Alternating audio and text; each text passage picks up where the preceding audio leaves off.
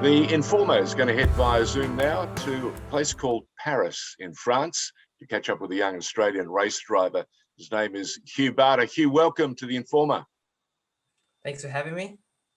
You and I have been talking over the last couple of years about your journey to become a Formula One driver. Pretty exciting times. What a decision by your family. I think it's amazing.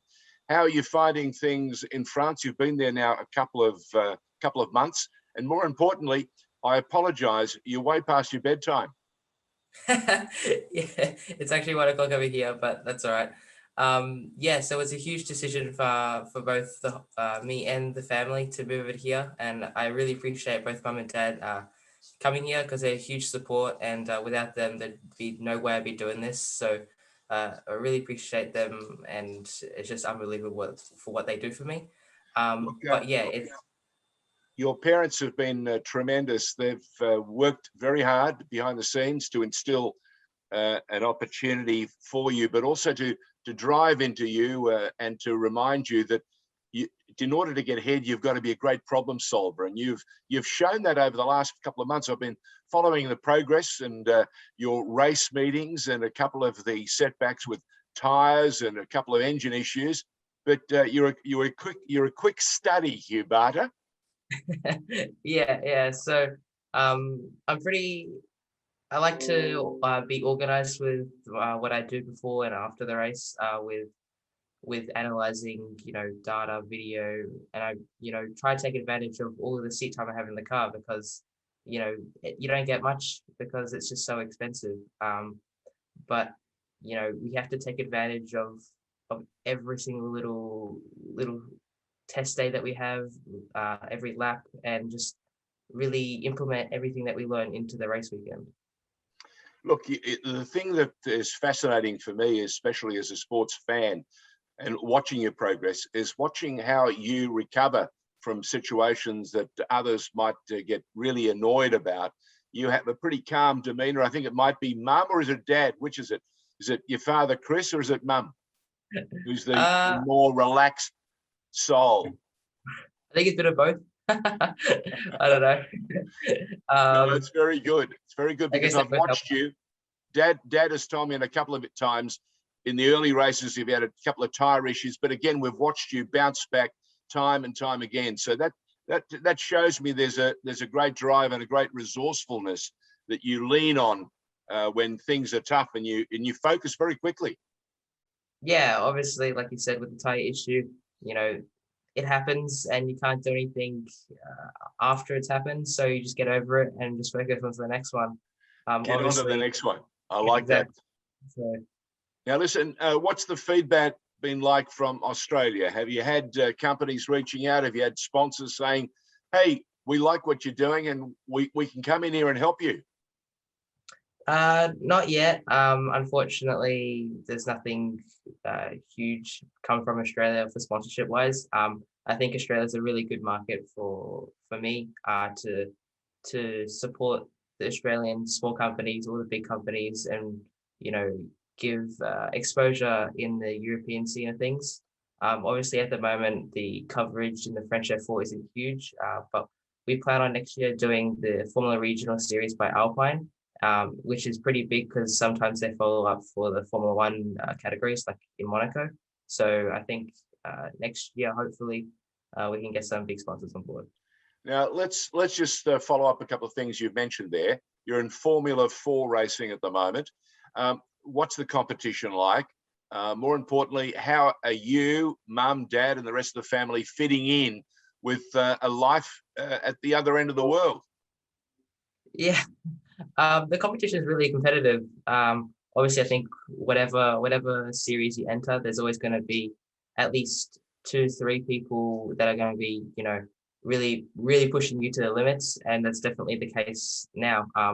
There's been three to four drivers at least each round, fighting for the win, or being within half a second of each other, and obviously, that really pushes you to try and get that little edge over to everyone. But currently, everything is the competition is very competitive. Last time you and I spoke, you were on the cusp of leaving Australia. your family had made the decision to move to France in order to help you achieve your dream of one day becoming a Formula One driver. How's that transition been? What was the journey like? Did everything go as smoothly as you imagined, or you had a couple of setbacks? I guess there's always some sort of setback. Obviously, it's never smooth, but eventually we got there. We were planning to actually be here early Feb, mid Feb, but we got here like the start of March. So, it's not as planned, but everything is now settled down. We're doing what we need to do at the moment. I'm going to school every day and going to gym. Next round is in July, so until then, I guess it's just training and analyzing everything I can.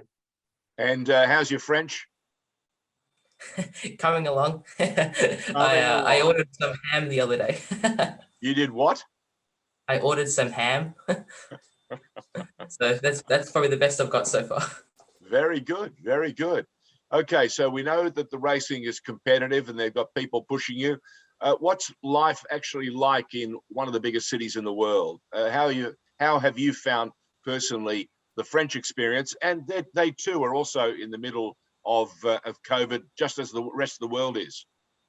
Yeah, so I'm actually living in Le Mans currently. In Le Mans. Um, yeah. So that's pretty cool. I think everybody's been really nice. I don't think the French stereotype of them being arrogant has come across at all. They've been really helpful to us, and they've just you know helping with everything that we've done. So I really appreciate all those people. But yeah, life's been good. Are you identified as an Australian straight away, or they're not quite sure of young Hugh Barter? I think they identify my dad Australian straight away because his accent is very Aussie, and he always opens up the conversation with a good hello in the Australian accent. But I think they can see from both me and my mum that we're slightly Asian. You're beautifully modern Australian. Dad is dinky Di. That's the most wonderful mix.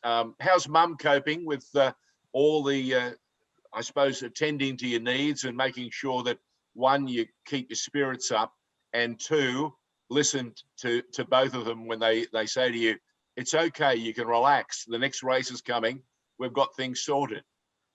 Yeah, exactly. So, Mum's been really good support to me so far. She's helping out with a lot of things such as schoolwork and helping with preparing myself before the race, getting some equipment and writing up some newsletters as well. So she's been a huge support to me, and just a huge thanks to her. Hugh, you mentioned the next races are in July. So what's next? Is it just studying and getting ready?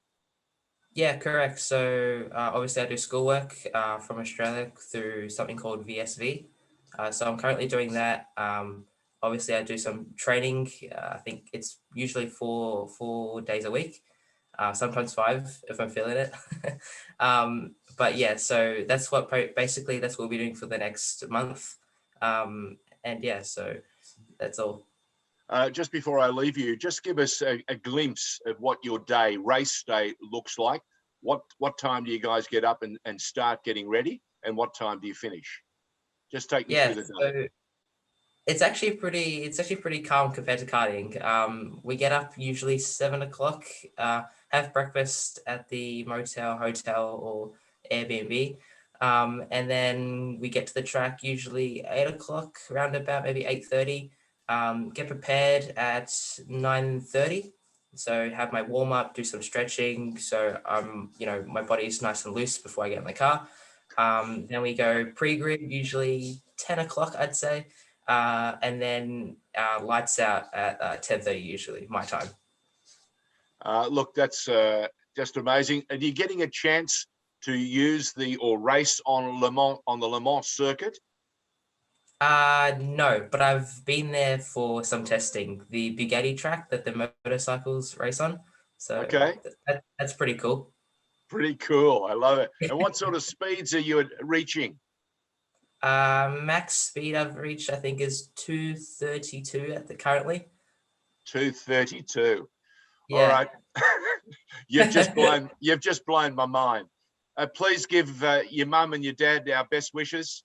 We again have an opportunity to remind everyone, if you want to support this young man, Hugh Barter, on his mission to become Australia's next Formula One driver, make sure you get in touch with the family. It's tremendous to see him progressing and to meeting all the challenges. Already, we've heard that you've attained a number of podiums and given the rest of the world something to think about. That's just tremendous. Hugh Barter, thank you for joining us in The Informer. Look forward to catching up and hearing how you go in July. Thank you. Appreciate it. All the best, my boy. Thank you.